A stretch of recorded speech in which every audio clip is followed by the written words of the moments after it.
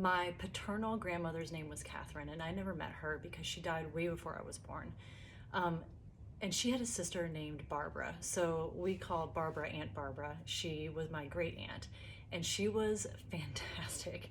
She lived in a time back in the 20s when she was like a teenager, when women didn't go to college, but she did. She went to Vassar and graduated. She was very passionate about education. She was passionate about the arts, and she had a very strong faith, but the kind of faith that's not like in your face faith. She just had this really deep, deep faith and spirituality to her.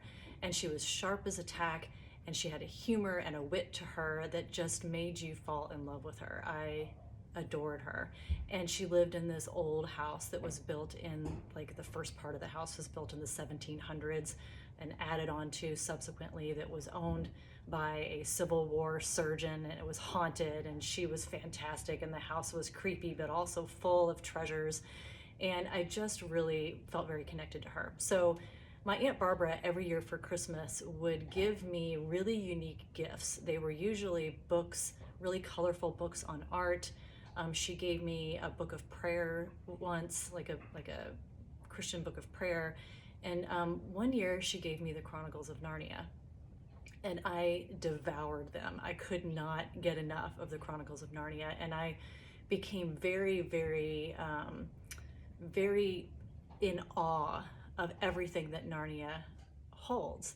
And one of the key characters in the Chronicles of Narnia is Aslan, this great lion who is the Christ figure, but who is just all loving, who works magic and wonder, who heals, who has a sense of what's right and what's just, and who is beloved by all of the children in the book. So back in April of last year, I decided to paint a series of lions, and this is one of them. So this is Aslan, the giant lion from the Chronicles of Narnia, with a small child, and this one is a boy, and he's booping the lion's nose.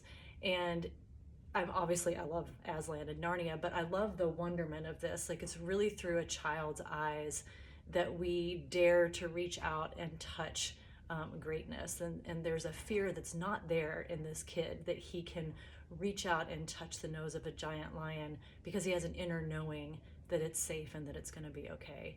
So that's kind of the backstory behind this piece. It's one of the reasons why I love it so much. And this piece is available until February 1st, and after February 1st, it's gone. So I'd love for you to bring it home with you. Reach out if you have any questions.